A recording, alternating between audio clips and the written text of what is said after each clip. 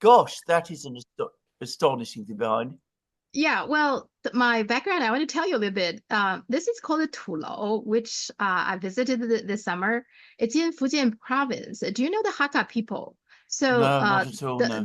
the Hakka people are the native Fujian province. I mean, their language pretty much is spoken in Taiwan. The locals, some people in Taiwan don't even know that. They thought it's a Taiwan native speech. That's not. It's actually from Fujian province. But anyway, so the Hakka people, they also migrated from other, but they have been there a long, long time. And so this is their building. They kind of like build like a fortress. So the Oh. families are inside, and then from the outside, it look like just a round or sometimes square wall. So it's kind of protect themselves in a way, because from the Mm. outside, you can't easily go in. But people are living in a huge compound, you know. Good grief. Yeah, and it's huge. They could be like hundreds of families in there, So Wow. it's a huge place. But what's interesting about that is if you go to Fujian province in certain area, there are many of these fortresses. One of each is basically a village, okay, and sometimes they have the same family name, so it's a generations of families Mm. living there. But at one point, the U.S. satellite images, they saw these things. They actually decided that was a missile silo.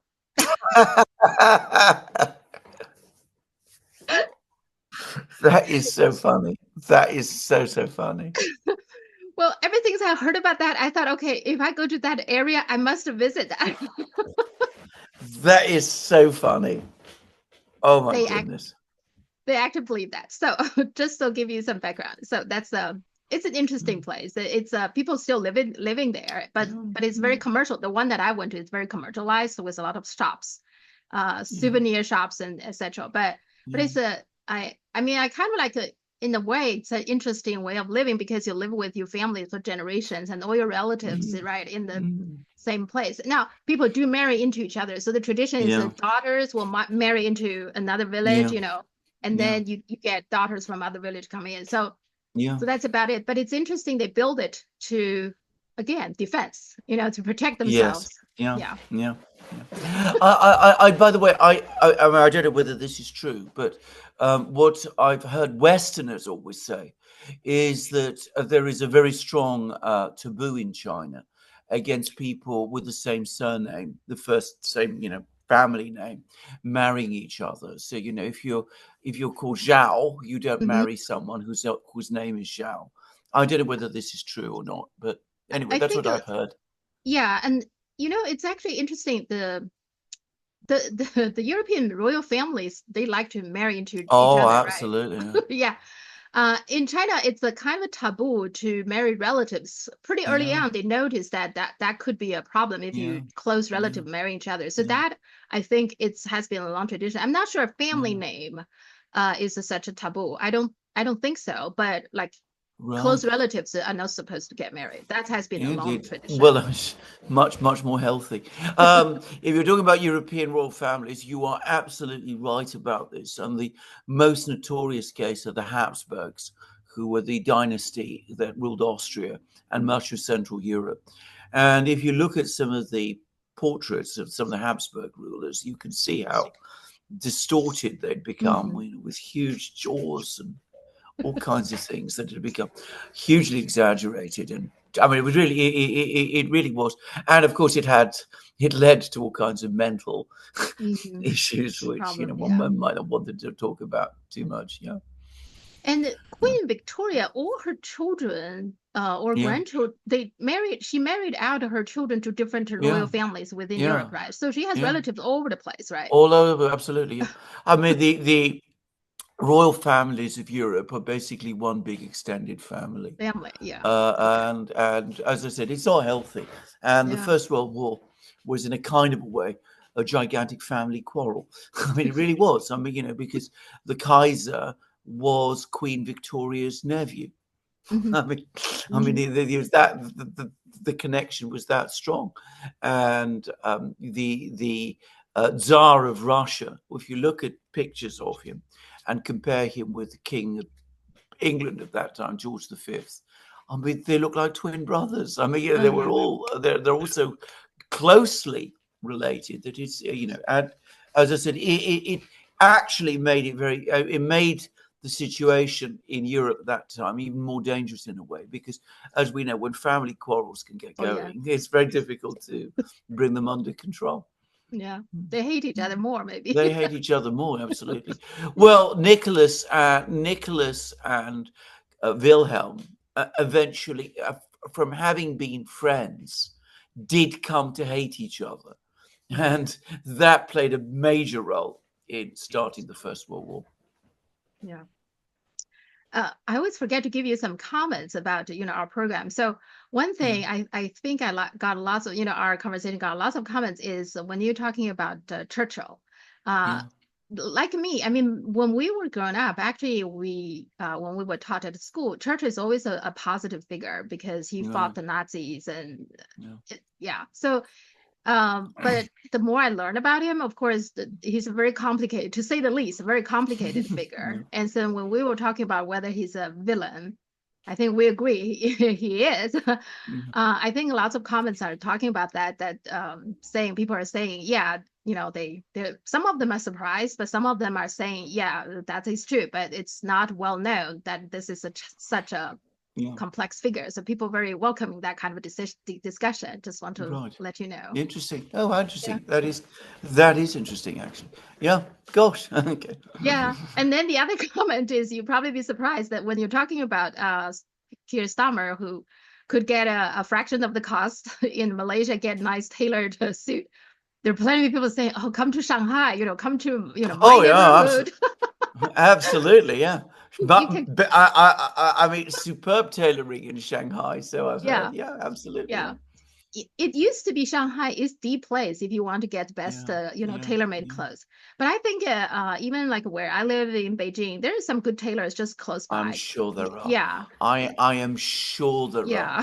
And as somebody who takes an interest in such things, I'm told that one of the most interesting, extraordinary shoe shops is located in Beijing, and that they make a special kind of Chinese paper shoe, which is apparently quite extraordinary, and that I happen to know that in the city of London, it's considered a very, very stylish thing to be able to say that got a pair of those. But no, Shanghai. Just for you to know quickly, briefly, that there is a tradition that everybody who's interested in suits and things in Britain knows it, called the Red Tailors.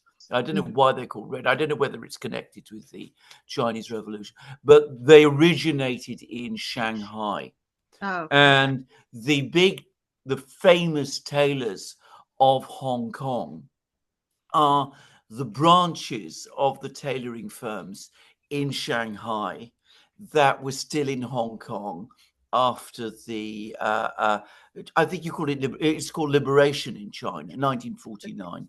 Okay. So they too have their roots in Shanghai, and it was the most famous Chinese tailor in Hong Kong is W.W. Chan, which is absolutely a Shanghai firm, and they're still there. They're still active in Shanghai. But you're absolutely right. Yeah. I mean, I've thought about it myself one day, but I mean, it's a long way to go. And I've also heard that if you want a silk suit, definitely get a Chinese tailor to do it, because they're the only people who really understand silk. Yeah. So, anyway. Yeah. Okay. Yeah, let's talk about the Chinese economy. So the number I got is in terms of the GDP, even though GDP is not a very good number, but let's use it. The first quarter, I think the number is 5.3% for China's GDP increase, and then it dropped to 4.7% the second quarter. Yeah. And now the expectation for the whole year is around 4.8%. So it's not as robust as it used to. At the same time, China can't keep on having high GDP increase numbers, wouldn't you say? So what is your overall assessment of this? Well, you are absolutely correct. By any measure, any measure in the West, 4.8% growth is huge. I mean, the United States now claims that it's getting around 2% growth. I've heard from very well-informed people that, even if you set aside all the many issues that we have about the true inflation rate, other things which might actually show actual zero growth. But, if you put all that aside, a more accurate figure for American growth rates, and certainly growth rates going forward, is around 1.5%, perhaps even falling before long to 1%. In Europe, we have complete stagnation. It is the case in Britain. Britain has never reached the level of economic activity that it had before the 2008 crisis. Just to say, to the extent that we have had GDP growth since then, and this is not controversial, what I'm going to say, it is largely a product of immigration. The very fact that people come in, that they have to engage in economic activity of some kind, that they, own houses, take out debts, buy food, that in itself causes GDP to rise. And so because the population grows as a result of immigration, GDP grows. China doesn't have that issue. China's not at the moment. I mean, maybe it will in a few years' time when things sort themselves out. But at the moment, the Chinese population is not growing. And yet it is managing 4.8% growth. This is enormous. It is huge relative to what you see everywhere else. Even if you compare Chinese growth rates with growth rates in countries like Indonesia or India, which is the comparison that people make, they are getting it completely wrong, because China's economy is so enormous now. $35 trillion is the last figure I saw for Chinese GDP. And this is hard GDP. It's made up of manufacturing, of industry, of technology, all those sorts of things. $35 trillion dwarfs the economies of India and Indonesia and all of these places. So 4.8% growth in an economy the size of China. Well, I think you would I'm not definite about this, but I think you would probably find that China is growing, is adding an economy the size of Indonesia to its own economy every couple of years. And the same is probably true even of India as well. Just saying. So, people need to understand this. 4.8% growth is huge. It shows the tremendous momentum that this economy still has, which is far from exhausted. And the other thing I wanted to say is this. What I'm saying now is not only uncontested within the world of economics and, by the way, statistics, it is actually a commonplace, which is if an economy reaches a certain, the bigger an economy is, the more difficult it is to maintain the rate of growth. In fact, in point of fact, what actually happens is that eventually, as the economy grows beyond a certain point, GDP, the rate of GDP increase has to fall, because you cannot sustain the same level of growth with a $35 trillion economy as you would with an economy that's, say, $1 trillion. I mean, it is a statistical impossibility. And lastly, the Chinese economy today is so sophisticated. It is so industrially developed that the probable driver of GDP growth at the moment is technology, productivity. And obviously, the more advanced an economy is, the trend also is for productivity growth to gradually decline, because you're pushing always at the absolute edge of technological and scientific and productivity growth. The reality is that for an economy the size of China, 4.8% growth is extraordinary. It is remarkable, and people do need to understand that. I also feel like the Chinese leadership doesn't seem too obsessed with the GDP number. For example, now if they want to, they could do even more than what they did. And now they did give a stimulus package before the national holiday, October 1st. And that boosted the stock market for a while. But I don't think that's their ultimate goal. And then some people are complaining, okay, they're expecting after the national holiday, which ended yesterday, they would expect the Chinese government giving another round of stimulus. But I don't think it's going to happen. Mainly because I think actually the real estate market, I think it's kind of a tricky one. I think that it does help to drive the economy, definitely. Any country, right? The real estate market. But for China, in some cities, there has been a lot of complaints that the housing prices are outrageous. So I think the Chinese government is okay with the pricing drop somewhat. Now, it doesn't want the collapse. It doesn't want the price all collapse, because there are plenty of people, taking out loans to pay the high dollars for, high prices for their houses. So they don't want those people to suffer also. And so, but I think what their goal is to stabilize, at least stabilize the real estate market, which is, I think, welcomed by most people.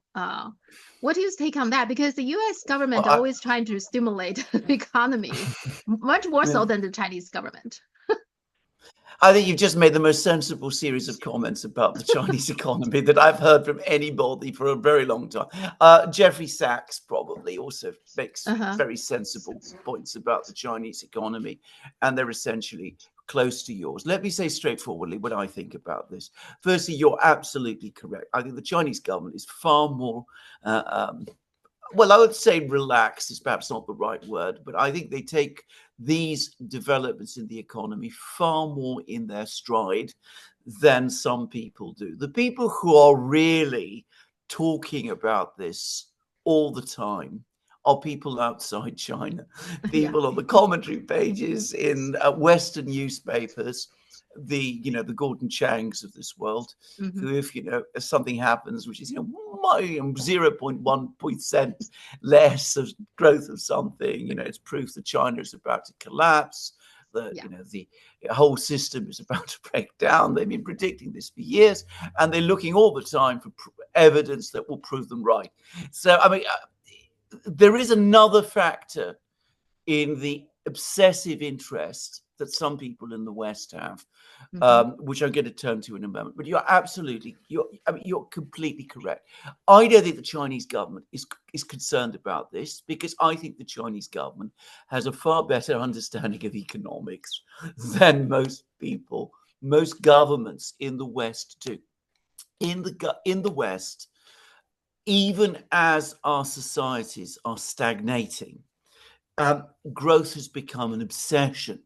How to achieve growth and how to keep growth expanding all the time.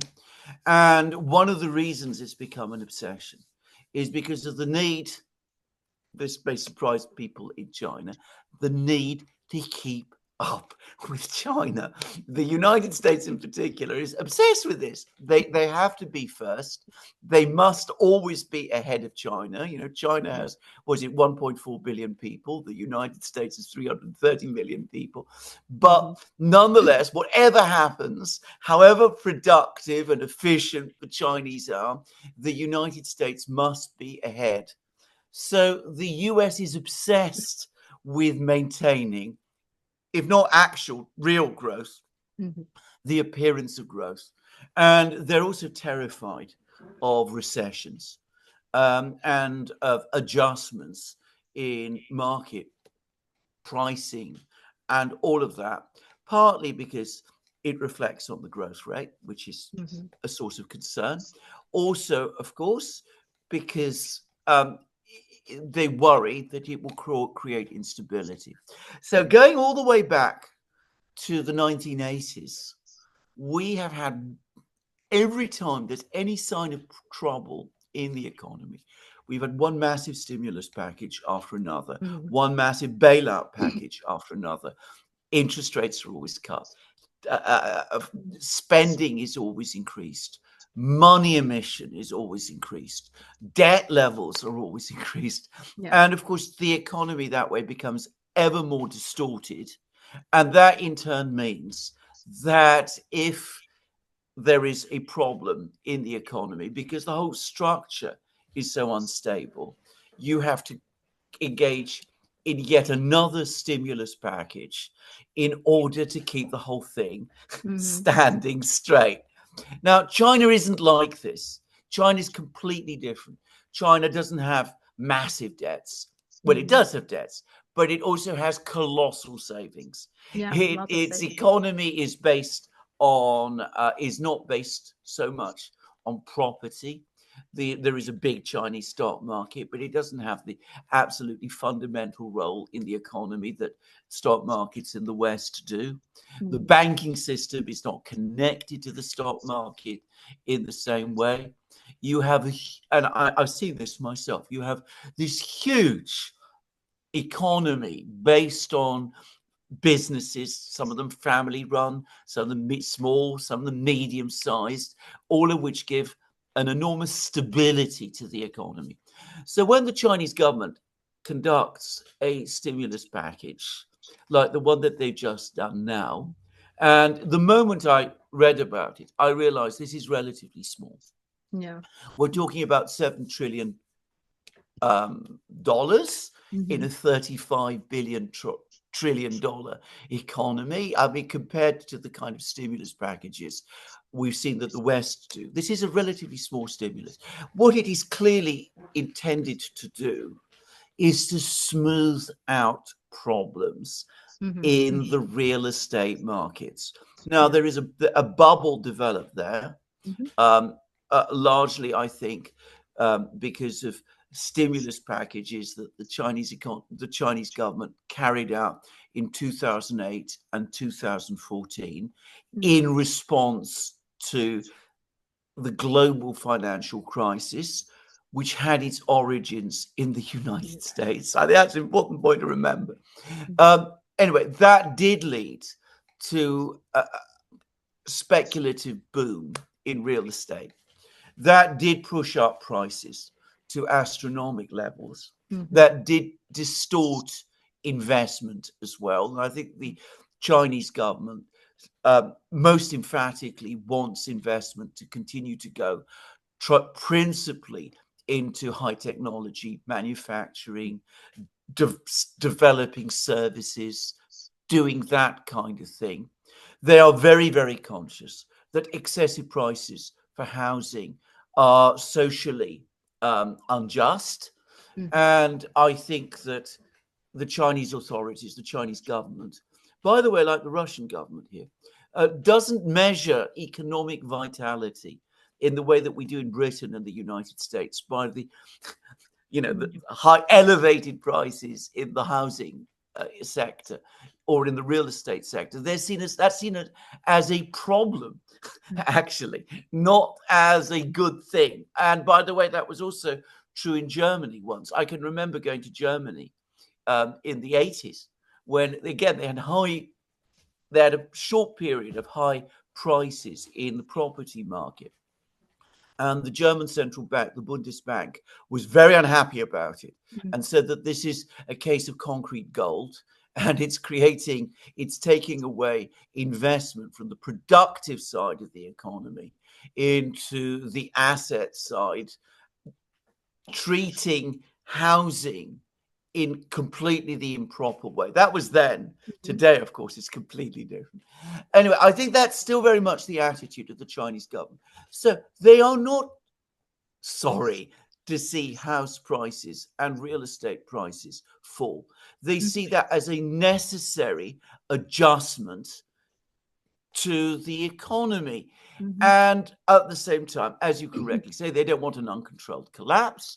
They don't want an uncontrolled collapse, which might affect investment flows and create problems in the real economy.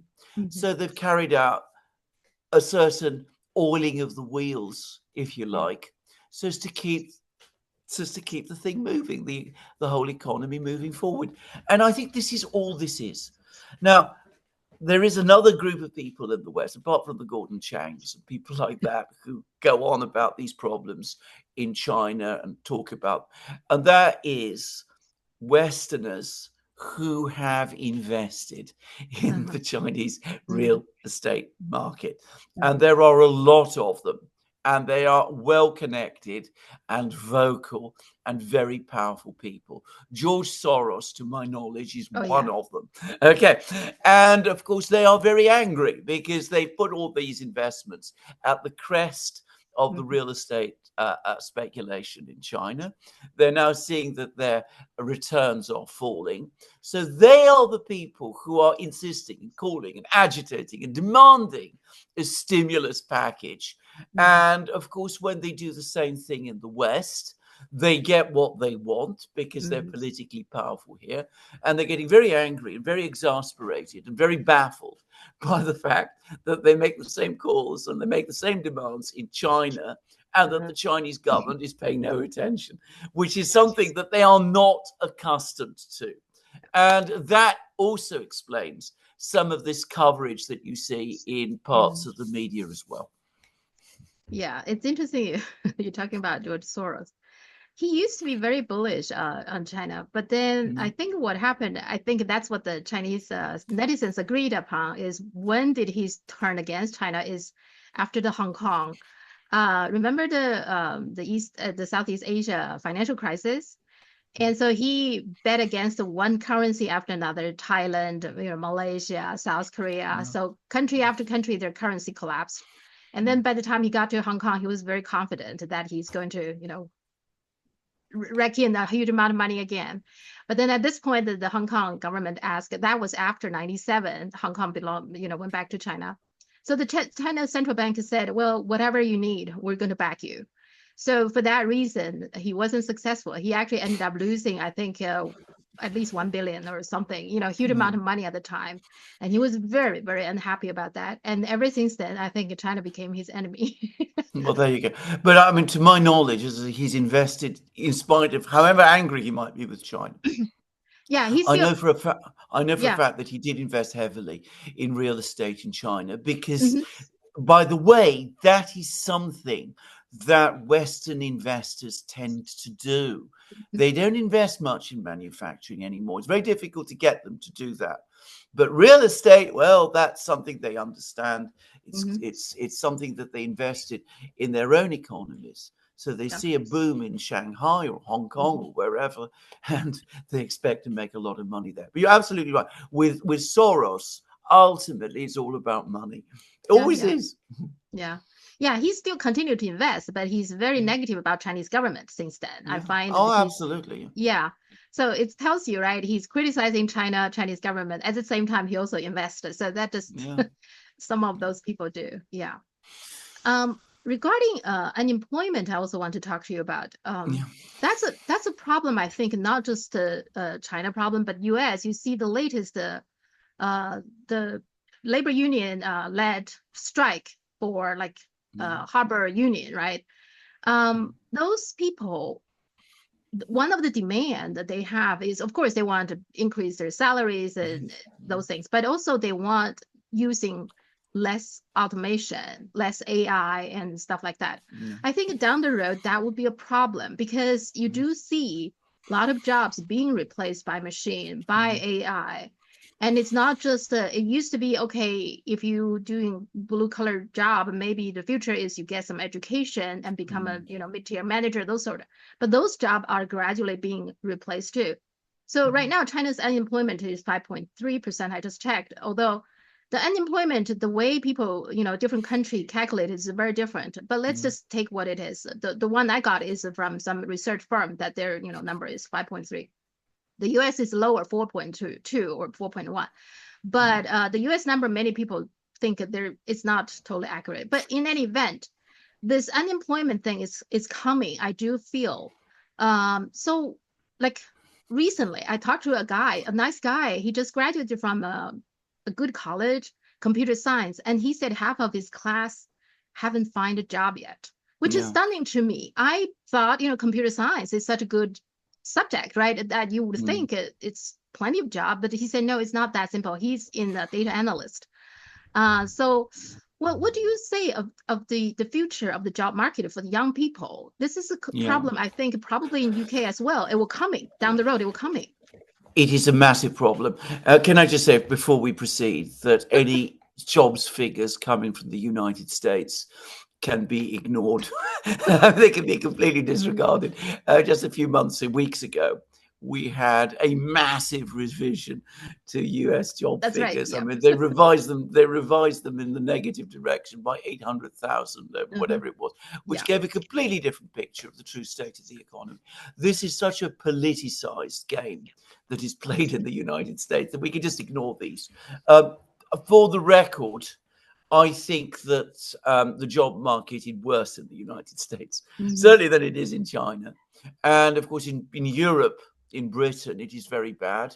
And the problems that you've identified for young graduates, they are absolutely here as well. I mean, I know that my wife works in the university sector, and her university is trying very hard to try to ensure that, graduates do find work, and it's extremely difficult.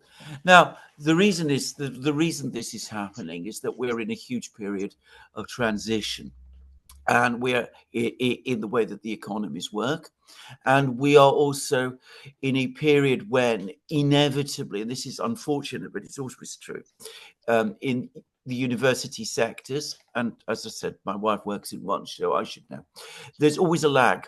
So students go for the jobs, for the degrees, which are good for finding jobs 2 or 3 years before they apply to university. And that doesn't always square with what is happening in the wider economy. And you mentioned AI, for example. Now, my wife is actually involved in AI, which may surprise you because she's a humanities person. But it's gradually coming to be understood, not in the world of academia so far, but in the world of business, that AI doesn't replace workers. It is a tool that should be used to make workers more efficient. That there are skills that workers have, which are human skills, which AI by definition cannot replace. And that you need to, at the moment, encourage work in those skills rather than in the sort of hard skills that people had before. And that means that you have to, in a kind of a way, re-gear your higher education sector to take into account these changes. And this is, I think, a challenge that all the developed economies are facing.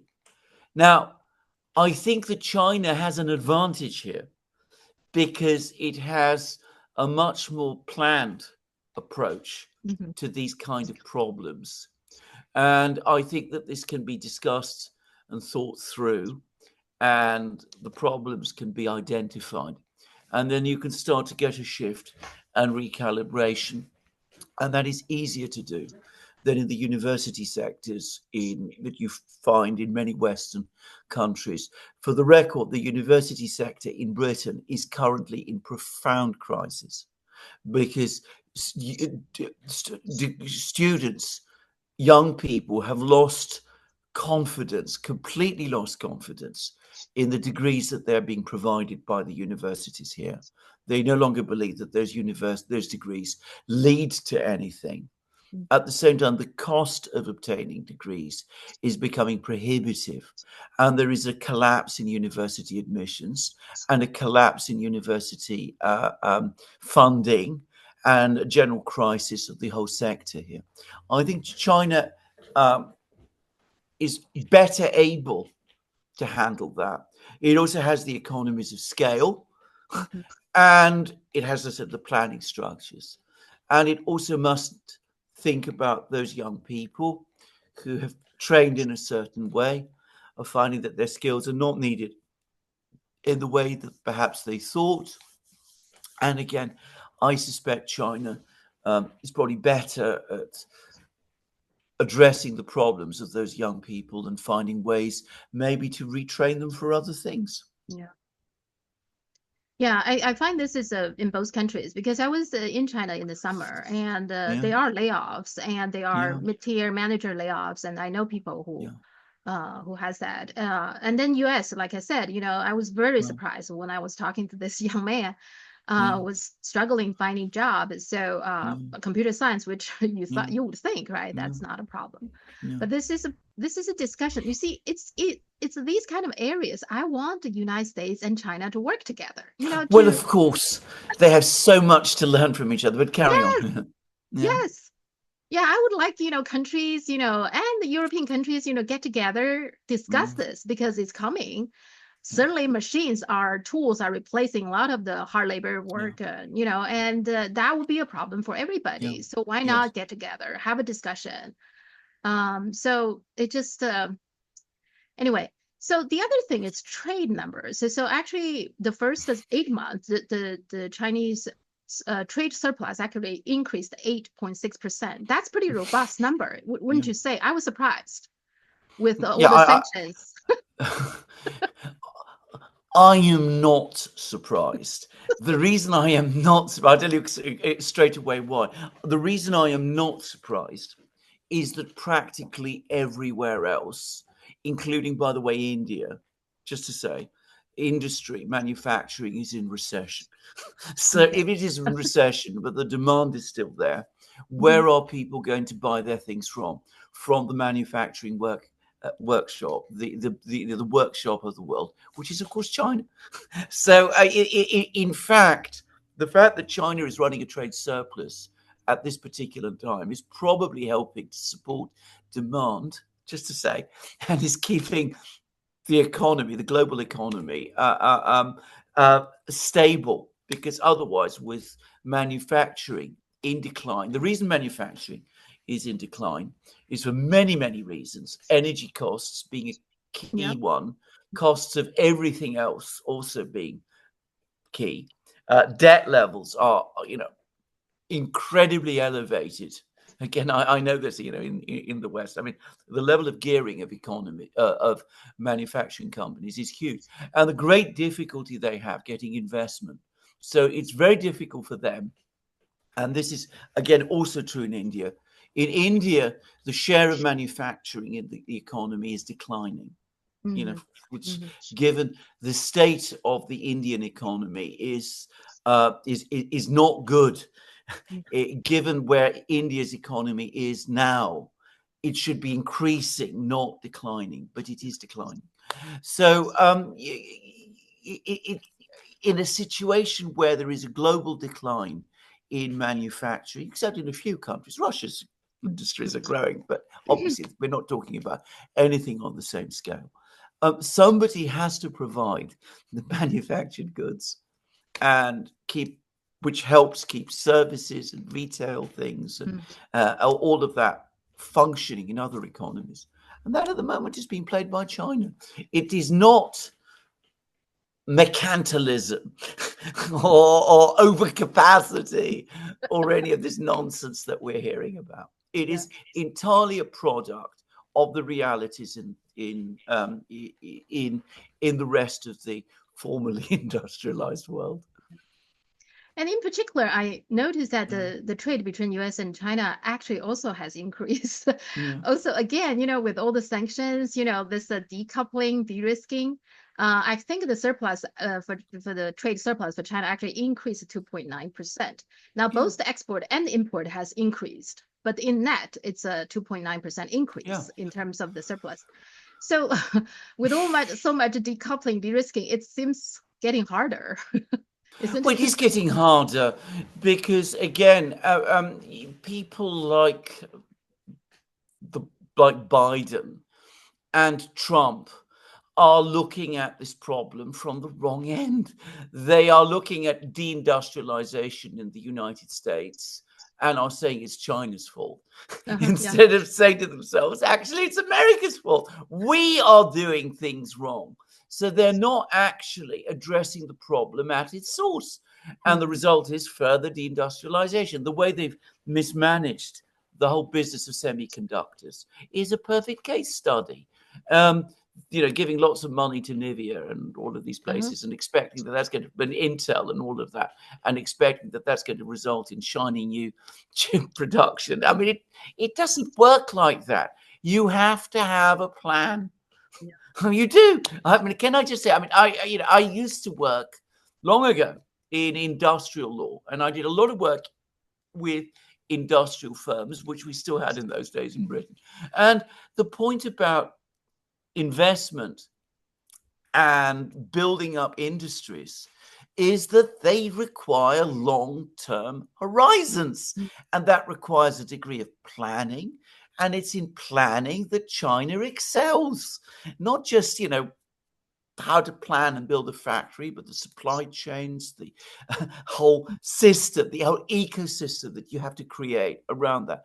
And rather than try and keep them away, bring them in, learn from them. You can do that together, and it's good. It'll be good for the China, be good from the West. But people never seem to understand that.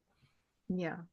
And the other thing I just want to share with you now, remember this attack, China called it electronics attacks in Lebanon, that the walkie-talkie and all the other exploded. Now, right after that, what happened? I don't think the West mainstream reported much about it, but it is true that a huge amount of orders coming from the Middle East go to China. Yeah, because it's safer. They simply don't trust it because it's not just the U.S., but also Japan, Taiwan is involved. Europe is involved. So who knows what they're doing? So one of the conditions for those orders actually is everything has to be within China. The whole supply chain, they don't trust any other country. So you see the decoupling and derisking almost go the other way now, that they trust the, purely Chinese products more than they trust all these other countries. Just to share with you that I don't think the Western, media reported much, but that has been reported. And the order, among others, Huawei was the top electronic company. It's not just phone call or walkie-talkie. It's also toys, because a lot of electronics is all over the place. So now, what's your comment on that? Well, first of all, you're absolutely right. It hasn't been reported here. On the contrary, to the extent that there's been any talk about this, which there has been some. Well, one or two articles have appeared in one or two places in Britain, pointing out that this was actually a war crime, that there's actually an international convention that prohibits using civilian devices as booby trapping civilian devices in this kind of way that might cause injuries to civilians, and that Israel is actually a signatory of the relevant international treaty. But about the commercial implications of this, you're absolutely right. Nobody's talking about it. The great bulk of coverage is to celebrate it. This is a brilliant success. It killed all these bad people in Lebanon, of which, by the way, there's no sign that any particularly important people were killed by this. A lot of civilians, some children were killed. But anyway, I've even read articles. There was one written by a famous Christian journalist. I was nauseated when I read this. He said when he read about how all this happened, it made him feel good, because all these bad people had died. And I have to say, I mean, smoke was coming out of my ears. But I'm not surprised. Well, of course, I mean, it's exactly the same thing that the West always does with everything else, with the USD, with SWIFT, with whatever. The moment they feel that they have some kind of advantage, they abuse it in a way that destroys trust. Yeah, absolutely. I mean, they basically, spend so much time to telling everybody Huawei is a national security threat and this is that.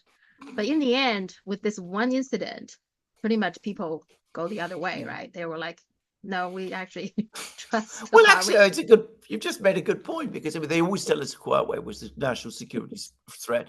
They never provided a scintilla of evidence that this was actually so. And then, of course, what do? They provide us with all these pages and walkie-talkies, which then blow up. I mean, you have the proof there. I mean, it's anyway. I mean, maybe one shouldn't overanalyze and joke too much about this. But anyway, that you're quite right. I mean, I'm not surprised. I mean, at the end of the day, I've also, I mean, I was talking to somebody who knows about smartphones, a lot more about smartphones than I do. And he said that the Chinese ones now are much better. That the Korean ones are better than the American ones, and that the Chinese ones are better than the Korean ones. Yeah, I have a Huawei phone and a Android phone. I do like my Huawei phone better, quite a bit better. Yeah. One more question about the economy. So the U.S. stock market, the market cap is, I think, in the 49 trillion, I think. Let me see.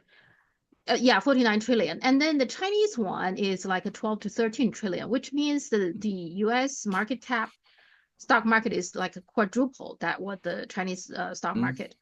Considering the size of the Chinese economy, right, the manufacturer capacity, do you think the US stock market is overvalued and the Chinese one is undervalued, or both? I'm not going to talk about the Chinese stock market because I can't really say, but about the American stock market, it is grossly overvalued. First of all, the American economy is significantly smaller than the Chinese. If you eliminate the distortions in the GDP figures, the difference between the two economies is even greater than people realize. Bear in mind that over the last couple of years, we've had high inflation in the United States, whereas you've had stable or occasionally even falling prices in China. And given that inflation in the United States is significantly undercounted, which is something that even someone like the former Treasury Secretary, Anthony Summers, has confirmed. Okay, just saying. I mean, it's not just people like, John Williams at Shadow Stats. Well, that when you undercount inflation, you are overcounting GDP. I mean, by definition. So given that is so, the difference between the two economies is even greater than people realize. And you're absolutely right. And a stock market that's 4 times bigger in dollar terms than the Chinese stock market is grossly oversized relative to the US economy. It's not just grossly oversized. To a dangerous extent, it is the American economy. Okay, I sent you the link about the Ishiba, the Japanese Prime Minister was talking about Asia Pacific NATO. What is your view on that? Why does Japan wants to have an Asian Pacific NATO? Well, I think it's a crazy idea. By the way, it's been tried before. In the 60s, there was an Asia-Pacific NATO called SEATO, Southeast Asia Treaty Organization. It collapsed in the 1970s, just saying. This would collapse as well. All that would end up happening is we would have all the same countries that are currently allies of the United States, even more closely connected. Japan, Australia, New Zealand. It'd be all the same group of countries that we all know about. They'd be even more closely tied to the US than they are already. There'd be even more mechanisms for the US to interfere in their internal affairs. They would be tied to the United States in the same way that Germany and Britain are, and unable to make their own decisions in their own national interests. And it's a very, very bad idea indeed. And it won't increase the security of the Japanese people. It will reduce it because it will freeze hostility between Japan and China, which does not serve Japan's interests. And all to what end? To prolong a little longer this position that the United States believes it is entitled to in the world, which and then cannot be of interest to Japan. and then the Chinese media, I later read that actually both India and Indonesia not happy with this. They said we're not interested in this to have an Asia Pacific NATO. Indonesia, to the degree they even told Japan, the Ishiba himself, saying, do not bring this up in the upcoming ASEA Summit, which is ongoing. I think it just started today. So that just tells you the sentiment in Asia about this. But here's what the Chinese media take, lots of discussion about this, is that in a lot of ways, Japan and Britain is very similar. They're island country. And just the way that sometimes you see Britain want to see continental Europe in chaos, Japan want to see chaos. That's how the Chinese see them. Of course, Japan wants to see, ultimately, Japan actually would really want to see China and US to have a direct confrontation. They believe they serve the Japan best. But since none of the China or US really that interested in this, at least not now, I mean, they're too smart for that. So the Japan trying to get some kind of a proxy going. Now, if you want to having a Asian Pacific NATO probably is a good way to start a proxy, because then you irritate China, right? Then you cross China's red line or what have you. Is that what is going on? Well, I think so. I mean, I think it's a good point that the parallel that you make between Britain and Japan. I mean, we discussed it in our previous program.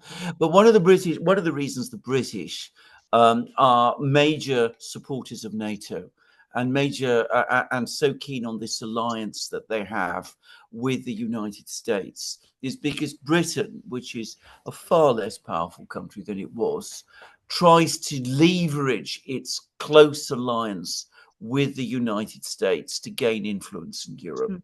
So, they think that, they can ride American coattails and still be important in Europe. And I think that there is an element in Japan that thinks the same thing, that, Japan, and we'll come to Indonesia in a moment, but Japan hankers for some major role in the Pacific. It tried, of course, to achieve that before with Southeast, with was it East Asia Co-Prosperity Sphere or whatever it was called, and we all know what the result was. So it's not able to do it by itself, as it knows. So it wants to get the Americans on side, tighten this alliance. I don't mean all Japanese think like this, but the Japanese section of the Japanese elite think like this.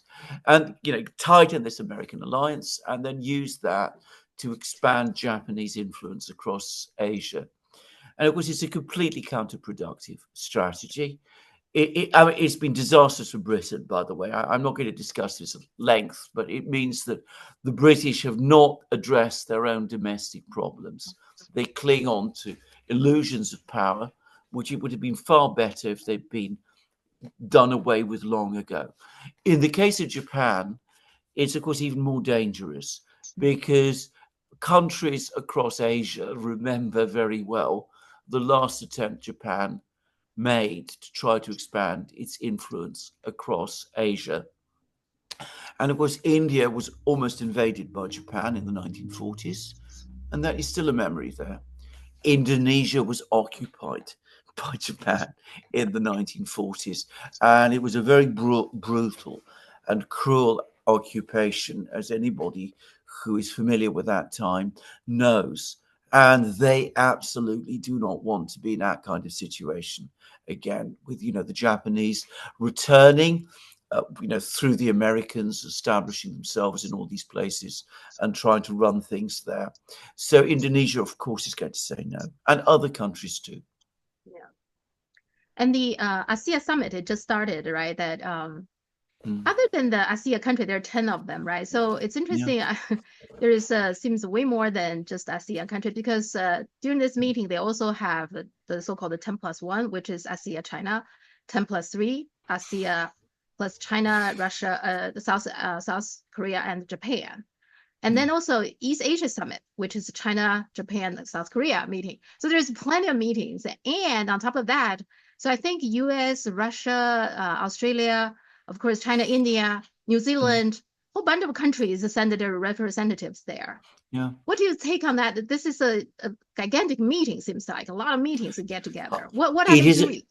It is a gigantic meeting, and you can see that these countries do not. These countries at the core of this, they do not want to be pushed into a position where they are being asked to take sides or form blocks. So they say, we want to talk with everybody. We don't want to exclude you. We want everybody here. But of course, China's happy with that. Russia's happy with that. The Americans are not happy with it. And that is the fundamental problem. Now, these countries are economically developing very fast. I've just been to Malaysia, as you know. Again, you spend any time in a country like Malaysia, you cannot fail to notice the the huge presence of China.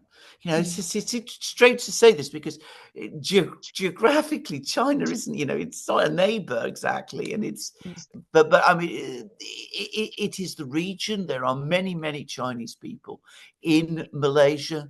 There is certainly no sentiment in Malaysia that I could see that people wanted to be hostile to China. And of course, the people in all of these places, they have millennial history of close relations with China, and they will want to preserve that. And of course, they go ahead, they have these huge meetings, they want to establish trade links. Some of them have very close relations with other countries. Vietnam, for example, has very close relations with Russia, going back to the 50s and 60s and to the period of the Vietnam Wars. Indonesia, by the way, as its new president-elect pointed out, he's also been to Russia recently, met with Putin. He reminded everybody that, again, in the 1960s, Russia and Indonesia had very close relations, as Indonesia and China at that time also did. So they want to keep their relations both with their old friends, called China and Russia, and also at the same time to keep a good relationship with China. It is existentially important to them. Vietnam, which is always the country that always gets talked about because there's, there's issues about islands. They don't want to get into a confrontation with China over those islands. I mean, they are far too familiar with their own history and understanding of their position and understanding of what China is to think that this can be of any possible advantage to them. So, of course, they call everybody together. I'll tell you something, the Americans will not be happy that the Chinese are there. Of course not. They'll be absolutely furious that the Russians are. Yeah, I was surprised. It's these so many countries. India was there. Everybody's there, even though it's called ASEA Summit. And then one interesting thing is last year, it was in Indonesia. This year is in Laos.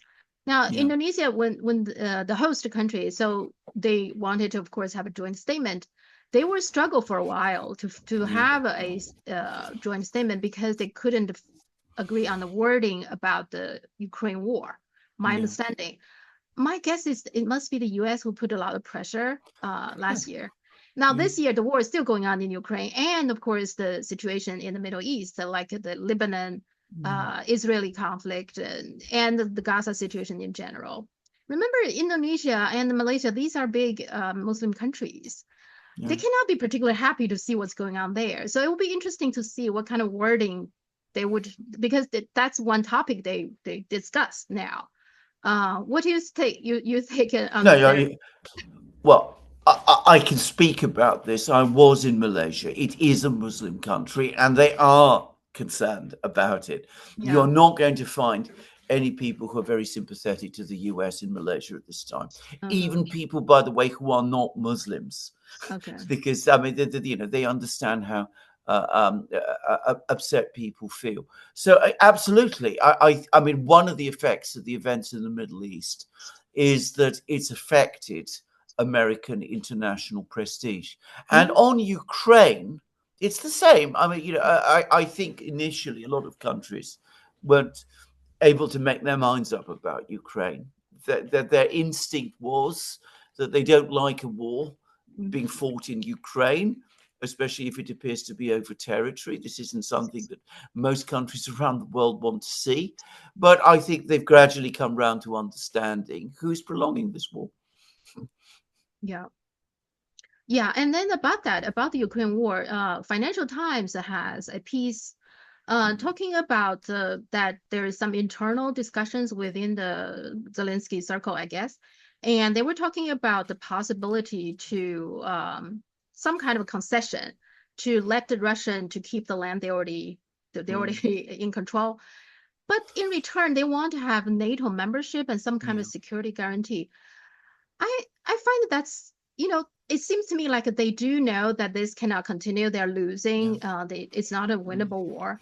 At the same time, they still have no real concession if they insist on a NATO membership, isn't it? I mean, first of all, how do they even know they can get a NATO? I don't feel like NATO wants to have Ukraine. No. Well, many countries in NATO do not want to have Ukraine. That's the first thing to say. So this is an unrealizable plan. But you're absolutely right. I mean, what they're trying to achieve is through negotiations to achieve a victory over the Russians. Because to be straightforward about this, the West doesn't care about who controls Donbass. I mean, that isn't of any interest to them. Who controls NATO, the rest of Ukraine? Whether NATO can establish bases on the Black Sea and do things like that. That, of course, they do care about.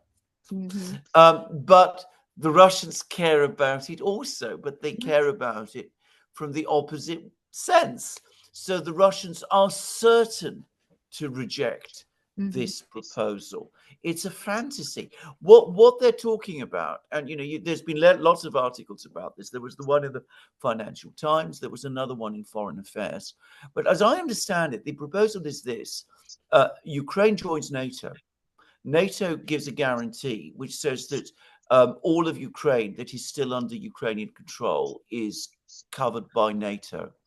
Eastern Ukraine, which is currently occupied by the Russians, we don't extend those guarantees, the NATO guarantees, to.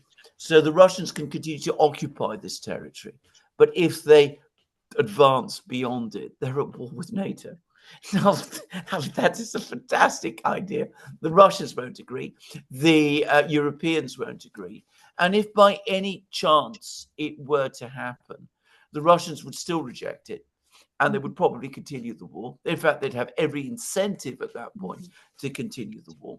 And the NATO would be in a terrible position where they'd have to make a decision. Do they go to war with Russia and risk complete destruction? Or do they allow their bluff, because that's what it would be, to be called, and see NATO collapse? Which is one reason it won't happen. To my mind, the fact that we're seeing proposals like this floating around is a sign that NATO has given up, that the West understands that the war is lost. But there are still some people who clutch, as we say in Britain, at straws. That they still think that by some kind of clever trick, they'll be able to come out on top, even though they've lost the actual battle.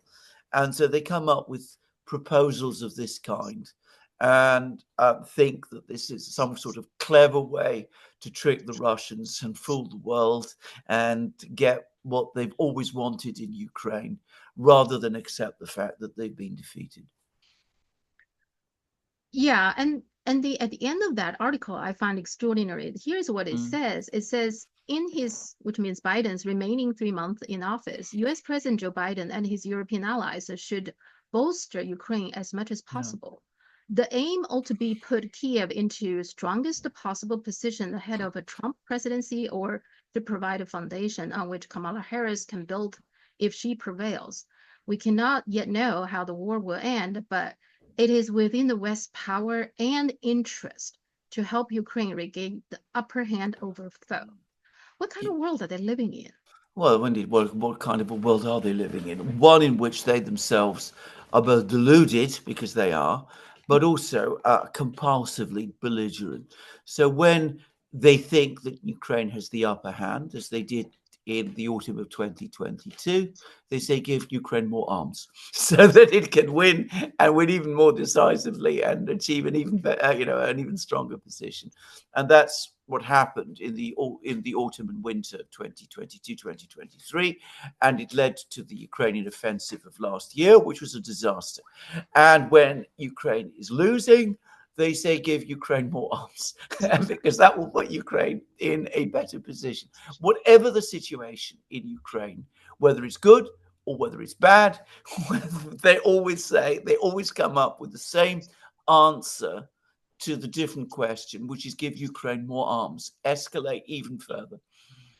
And giving arms seems like the solution to everything, because that's how they arm Taiwan, right? That's what they say, protect Taiwan, to defend Taiwan. It's just to keep on selling weapons, and Exactly. Give weapons all the time to Taiwan. It's not defending Taiwan. It is creating a crisis. It is creating a crisis which, if you care about Taiwan, is putting Taiwan in a very, very dangerous position. It's leading you into an arms race, which you cannot win. Now, if they could not prevail against the Russians in Ukraine, which they cannot, that's becoming clearer every day. If they can't outproduce the Russians in weapons, as a NATO official from Finland has now admitted, what chance do they have against China? I mean, it's just ridiculous to think that they can prevail against China, which is an economy, well, how many times bigger than Russia's? I don't even know. But I mean, the idea is a stupid one, but it's always their answer to everything. Give more arms. Yeah, because that's what this article is saying. Basically, before Biden leaves office, he needs to arm Ukraine into the teeth. That kind of. That's the solution. Yeah. If of course Biden could do that, he'd have done if it already. I mean, that's the reality of it. Yeah. Okay, now what do you think about Middle East? Because Israel said at one point that they're going to retaliate, attack Iran within 48 hours. That was quite a few days ago. They said that, but no action. So are they going to give up this idea, or they're still thinking how to deal with this? What's going on there? You've asked an excellent question. I asked it myself in a program I did on my own channel yesterday. And I went through about half an hour of discussion with myself as to what could possibly be the cause of the delay. And the answer is I don't know. But I'm going to offer a few guesses. Firstly, I think that there may be arguments going on between the Americans and the Israelis about how far to go. And I think that the Americans are much less keen on this than the Israelis are, not because the Americans have suddenly discovered some, love for peace in the Middle East, but because they're losing the war in Ukraine. They're worried that there's going to be another bigger war in the Middle East, and they feel that the least they can't afford another war on this scale now, especially ahead of the American elections in a few weeks. And I've also suggested that there might be another reason, but this is pure guess, which is that the Iranian missile strike was a lot more effective than we have been led to think, and that a lot more Iranian missiles got through. I think there's quite a lot of satellite photos that suggest this, and that this did a lot more damage, and that's causing people to sit back and think and worry about what Iran might do if an attack is indeed launched. Yeah, and I don't know if you see the footage that Netanyahu came out giving a speech, and his hand was shaking when he was reading it. Lots of people paid attention to that. Yeah. So either he was really, really angry, or he simply was scared. I mean, I think he is scared. I think what's happened is that he's been trying to push America and Israel into a war with Iran for months, for weeks now. I've been talking about this. We've talked about this on these programs, that he's clearly looking for a war. Now that he's on the edge of it, he's suddenly seen that Iran is much stronger than he realized. And I think that's making him very nervous. But at the same time, having gone so far, he can't very easily pull back. So this is probably what part of the stress is. This is a guess, of course. But I think, if we look at these satellite pictures, I think there's some reason to think them. One of the things I think the U.S. simply cannot go out to have more wars, or to get themselves even deeper. You see, U.S. has a lot of problems itself. So the latest hurricane, I have to say, it's the scale is way more than than the mainstream reporting. Just where I live in Virginia, not in the most devastating area, but like right now, our town is asking us to boil all the water because our water filter is overwhelmed, so they couldn't guarantee the drinking water quality, and we have been boiling water. And I do know somebody whose house has been totally flooded, etc., and they get no help. There is no help from FEMA. The one thing I find absolutely incredible, I mean, I shouldn't be surprised now, but the only thing the federal government so far, Harris came out, was like $750 for the people, the victims. $750 doesn't do much. And turns out even that, not everybody is eligible. If you have insurance, if you have any other help from FEMA, you're not eligible for that $750. And then certain places even saying actually it's a loan. $750 is a loan. So all these things make me really angry. Like, why are you paying attention? So people I'm not the only one. There are lots of people who are really angry about this because you are giving money to other country, to Israel, to Taiwan, also mentioned, to Ukraine. And the only thing, the best you could do is barely $750. This is the government. I think you're absolutely right. I think a lot of people in America think exactly the same way as you do. And I think there is an awful lot of anger about this. The fundamental problem is that in this bubble in Washington, they're not interested in floods and storms and things of that kind. They are fixated with these very complicated geopolitical chess games that they play. For them, they're very remote from the actual effects of these things. I mean, they're not involved in the wars in Ukraine, in the Middle East, and at the same time, they're very remote from what happens to their own people. And this is one of the terrible temptations of empire. That we had this in Britain as well, by the way, which is that we still do. You're much more interested in what is taking place where your power is being challenged, as you think, far away from your own land, than you are in what is actually going on to your people around you. Now, China doesn't have that problem. There are floods in China. Well, the Chinese people know all about floods. Was it you, the Great, who mastered the flood? Okay. Yeah. I mean, there's all that history going all the way back. No Chinese government would ever allow a situation like this to arise, in which people are abandoned that kind of way. Yeah, and I mean, Kamala Harris even wrote something like, "Oh, we're going to give money to Lebanese people, some aid, like some huge amount of money, etc." And then Scott Ritter said this, that Israel is murdering Lebanese civilians using American bombs dropped from American planes. You are literally too stupid to be commander-in-chief. I have to say, I agree with Scott Ritter. I think Harris, don't you agree, is not particularly right. No, she's right? Because this $750, if I were given, this must be Biden's idea because she doesn't have that power to give, $750 or what have you. Now, if this were me, Biden saying, okay, let's give a $750, I wouldn't even go out to announce that. I would think that's too embarrassing to do that. In particular, she's the one who's running for the president. But she just went out there and talked about this as if some great, help to the people. I really think she's not that smart. She's not that smart, and she doesn't know what to do. I mean, she's completely out of her depth, as you correctly say. This announcement was absolutely insulting, I think, to people. I think announcing $750 per person, whatever it is, that I mean, it would have been far better if it hadn't been announced at all. But what you need in this kind of situation is the vice president, who is the vice president, saying, look, I'm cancelling all campaigning. I'm going to these places. I'm talking to the people there. I'm speaking to the White House every day. I'm calling to the various agencies. I'm doing everything I can to get flood relief organized and to provide help to the people there.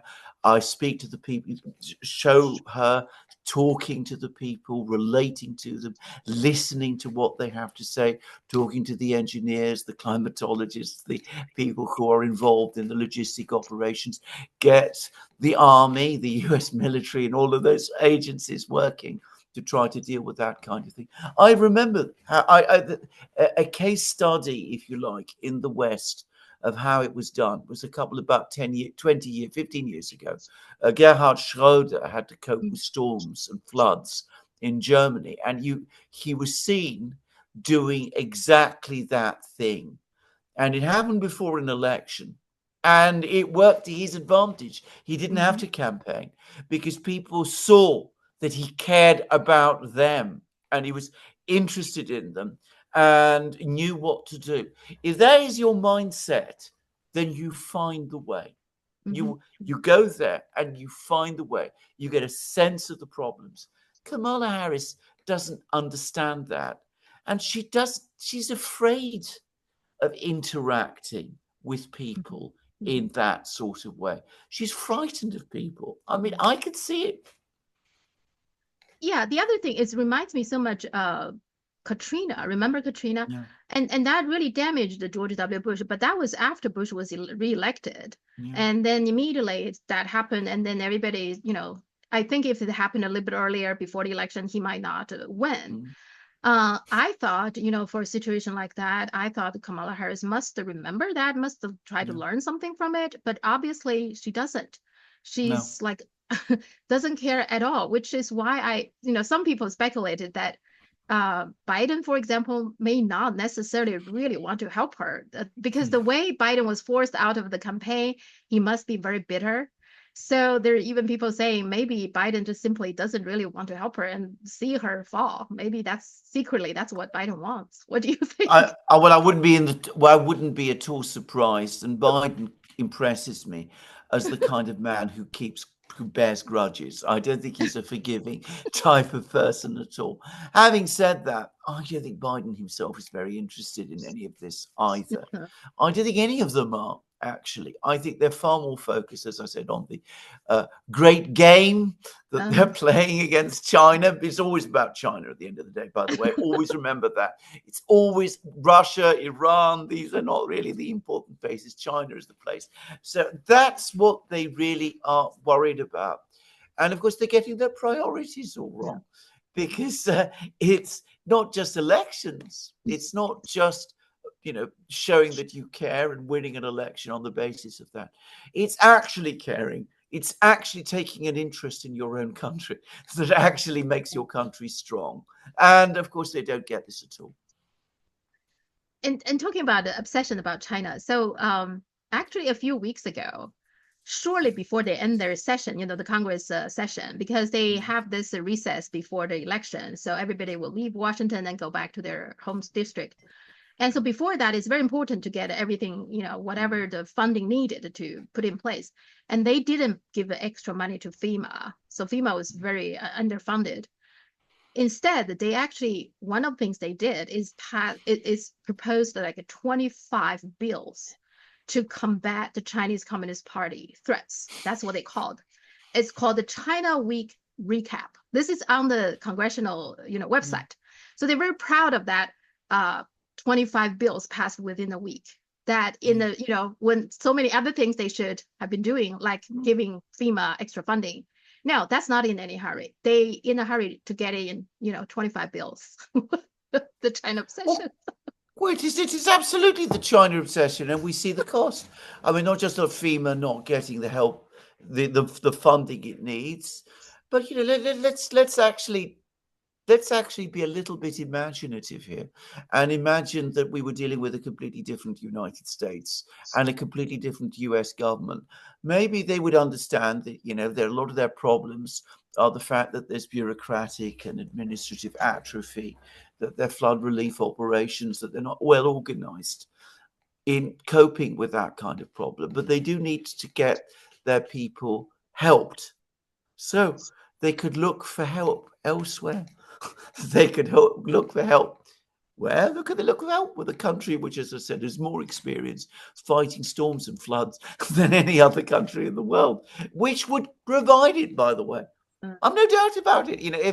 If Biden phoned up Xi Jinping and said, "Look, I've got this massive problem in a part of the United States. What can you do?" Xi Jinping would say, "Yes, of course I can do all kinds of things." Yeah, but of course, no one. I can absolutely guarantee you, not a single person in the U.S. government is thinking of that. I don't even have to say it. I'm sure everybody knows that. Not a single one of them is thinking of it. Do you know this incident? I think it's called the Vulcan.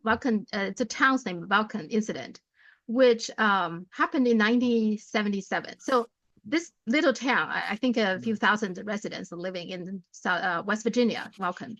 And they had the bridge collapsed in 1975. And so the town mayor has been asking funding to get a new bridge. And they asked, it took them 2 years. No, he didn't go anywhere. So he wrote a letter to the Soviet. And he said, our town needs help. Can you come here to help us? Now, in the beginning, the Soviet didn't pay attention, but somehow a reporter got hold on that letter and saying, okay, let me have a look. Let's see what we can do. Within an hour after he arrived in Vulcan, the West Virginia legislature passed the funding, $1.3 million to build this bridge. So that's what happened. And so I think maybe their solution in South Carolina, North Carolina, the people there, maybe what they should do is to just let the mainstream know, okay, I give you 24 hours. If nothing happens, we're going to contact the Chinese embassy. We will join the Belt and Road Initiative. That would certainly be electrifying. Yeah, absolutely. No, I wish they would do it. I really do, actually. Yeah. Well, there's some people actually put up the Ukrainian flag there. They're saying you care about Ukraine. So how about I put up the flag so you can pay attention to me? That's how desperate that people are. Yeah. If you look at the media here in Britain, I can assure you that for every article that's written on the floods and the storms, you'll find about 20 written about Ukraine still. Yeah, Lindsey Graham, even on the Fox interview, he was talking, this is his own state, South Carolina. Of course, absolutely. Yeah, and he's saying, I've been over there and couldn't sleep. But you know what? We need to think about Israel, our brothers in Israel, and that they are being attacked all over the place. He was still talking about Israel when the whole topic was about his own state, the desperate situation there. I mean, I know. Yeah, even though, by the way, no leader should ever say that they can't sleep. They should say, I am there. I'm going to call the White House. I'm going to speak to the president. I'm going to take it to the Senate. I'm going to push every way I possibly can to get people help. And I'm going to go there. I'm going to meet people. I'm going to do everything I personally can do to help them. To talk about, I can't sleep. It's ridiculous. It's again, to talk about yourself rather than the people you're representing and responsible for. Yeah. I mean, at this point, I thought I shouldn't be surprised, but they still keep on surprising me with their ignorance, incredible ignorance. Yeah, and narcissism and pomposity and vainglory and lack of connection to reality. One more thing is Canada. It's another fascinating country. Canada is now pushing to build this Arctic alliance with the Nordic countries, which they are going to exclude Russia, which Russia actually is a big Nordic country. And then again, the idea is to form the security group to Russia and China. Now, why? I mean, we all know Justin Trudeau probably is the most hated prime minister in the Canada history, but he keep on doing things to outdo himself even. Yeah. What's your take on that? Why is he doing that? Why indeed? Again, militarizing the Arctic, because that's what we're talking about. And of course, he wouldn't be doing this without the Americans pushing him forward. Militarize the Arctic, create a crisis there. I suspect that ultimately this is all connected with the the Northern Sea route, the fact that ships and cargoes can now move through the Arctic Because it's warming from up, right? because it's warming up, and because the Russians have built this enormous icebreaker fleet, and because they're getting Chinese investment, and because the Chinese are interested in it. So you've got to try and do something to spoil and complicate things and militarize the whole area and try and block it. And of course, you've got all these crazy people now in Scandinavia. I mean, the Scandinavian countries baffle me, by the way. I mean, I was brought up, you've been, of course, you've lived in Sweden, but I was brought up in a time, another time it seems, when all the Scandinavian countries, the Finns and the Swedes, were both neutral, and the Finns had good relations with the Russians, and the Swedes wanted to avoid it. And people like Tage Erlander was the prime minister, and he took his own line, Olaf Palme, and all of this. Yeah. I don't know what's happened to these countries now, but they've all gone crazy as well, and they all want to be drawn into this, great militaristic alliance. And of course, what they're going to do is they're going to destroy their own prospects, because Sweden, Finland, all of these places, Canada, prospered by the fact that they were not frontline states militarily. Now they're throwing that all away. It's working with China and Russia, countries with far bigger resources than they have, to develop the Arctic. They're out to militarize it. I mean, it's so stupid, and it's not going to work anyway, because the Russians, as you said, control vast stretches of the Arctic. The Northern Sea route will remain open regardless of what these people do. China is already there. You're just throwing pebbles at the sea, basically. That's all these people are doing. Yeah, it seems like they want to brew some kind of conflict there as well. One last thing, we don't talk much about South America. Argentina is kind of interesting. The reason is Milei has been very negative, about China, but now he's talking about he's going to visit China in January. Now, what do you think his economic philosophy? On the one hand, he seems make some success in trimming down the government. So the government is running a surplus. That's good. At the same time, the poverty rate has skyrocketed. So from 40% of the population is now over 50, and some measurement are over 60 even. So what's your take on his, economic philosophy and his policy? I don't think he has an economic philosophy. I think this is far too dignified an expression to use to describe them. By the way, when I was in Malaysia, I was, one of the conferences I was attended, I was really surprised and rather amused to see that he was the hero of the hour. Everybody was talking about. Oh, absolutely. It was a bigger. There was a speaker who said that what he's achieving in Argentina is a greater revolution than the Russian or the Chinese revolutions. They actually said that. I mean, again, people are very. Milei is just anyway, but I mean, I don't think he has a particular economic philosophy or an economic theory. I think, like a lot of people, he has certain fundamental prejudices. And one of these is that government is the problem. So if you do away with government or limit government as far as possible, then that's somehow going to turn everything round. And people by themselves will find their way forward and do all sorts of things. Now, the reality about Argentina, which is a country which I know a certain amount about, I've never actually been there, is that this story that these people like Milei run with, that Argentina's problems are because government is too big, actually have no foundation. Once upon a time, way back in the 40s and 50s, which is a long time ago now, when Juan Perón was the president of Argentina, the government in Argentina did do an awful lot, and an awful lot of things were nationalized at that time. And Argentina had an economy which had a very, very, very big public sector. But since then, ever since the 70s, we have government after government takes power in Argentina, does exactly the same thing. They sell off pretty much everything they can. They reduce the scale of government even more. They try to peg the peso either to the dollar, or they try to replace the peso with the dollar.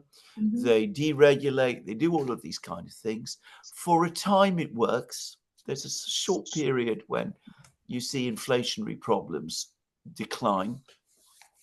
That then encourages the very, very powerful oligarchs that Argentina has to borrow heavily in US financial markets and take out enormous loans. That then cripples the country. The economy goes downhill again, and the whole situation repeats itself. And this is what. And then, of course, they always come back when that has happened, and they say it's all the fault of government, and we need to pare it back even further. In the meantime, what used to be a fairly developed country is going backwards. So, I think the problem is not with government. It is with structural economic inequality within Argentina. The fact that there is a very strong power group in Argentina that doesn't want to pay taxes, wants to have complete freedom to borrow in international financial markets, and which supports political leaders like Carlos Menem before, and now Milei. So just say that's, I think, what the problem is. So Milei comes in. He does all of the same things that all of the other leaders before him have done. There's very little left now to privatize, because privatization has already been, as I said, relentlessly pursued in Argentina since the 1970s. So he closes down ministries. He closes down even more things. He does all of that. Everything that's left, he closes down. The government runs a budget surplus. What of it? Inflation falls, but it's not a real fall in inflation, because inflation is, in a kind of a way, an indicator of problems in the cost of living. If people are descending into poverty, it may be the prices are falling, but the probable reason why they're falling is because people have become too poor to buy things. So it's just another kind of, the measure of inflation is simply different now. And I think he understands. He's intelligent enough to understand that he has a massive economic crisis on his hands. He wants to remain in power. So what does he do? He has to do what his predecessors did and try to establish good, strong trade links with the only country that could, in theory, help Argentina and ultimately him, which is China. That's why he's going to China. Yeah. Well, he was very negative in the beginning, that when he first came into office, very highly critical of China. He used all kinds of words to describe China. I don't know why you need to do that. Even let's say you don't like this country, you don't like that country. There's no need to, demeaning another country, look down on another country, humiliate another country. Well, the problem he has with China is that China proves him wrong, because he says socialism is the problem. Well, China is a socialist country. He says state intervention and planning are the problem. China has state intervention and planning, and it is achieved the greatest economic growth of any country since the Second World War. So, I mean, that's probably the reason, more than any other, why he's so angry with China. But ultimately, as I said, political survival trumps everything. He's very fortunate that he's dealing with China, where the Chinese government is prepared to, ignore all this and act in in China's interests and ultimately Argentina's, and they'll receive him, and that will stabilize the situation in Argentina a little. But unless this problem that Argentina has is addressed, then I don't think the problems in Argentina will ever end, because as I said, I do believe that there is a false narrative about the country. If it was all the problem of government, then it would have been solved a long time ago, because Argentina has very little government any longer. Yeah. Just saying. It's I find many times that government come in, they always have the tendency to try to find a shortcut. Like, okay, this is the problem. But when you're talking about economic development, it's actually a lot of things, right? It's the government's role, it's the private sector's role, how to tax people, how to set up a government sponsor program, trade and all that kind of monetary policies. There's a whole bunch of things that is very complex. But people like Milei just want to simplify it, isn't it? Blame on the government. That's it, right? Yes. Yeah. Exactly. And that is the problem. The trouble is, I said, these people are very vocal. They're very dominant within Argentinian society. They have the financial firepower, and they have the support of the outside, financial community. And they've been running Argentina basically since the mid-50s. And of course, they always go back and say it's all the fault of Perón. They always bring up Perón, always, and Evita Perón. They somehow sent Argentina in the wrong direction. How many decades ago was that? I mean, it's like saying that all the problems that China has today is down to Chiang Kai-shek or Sushi or someone like this. I mean, it's an excuse that they always run with, and they never really address the underlying problems of their own society, because if they did, of course, they would confront what they themselves do. All right. Great. Let's talk again. I mean, there's plenty of other things happening. Let's talk again next Wednesday. Thank you so much. Absolutely. It's a pleasure as always, Sophia. Have a good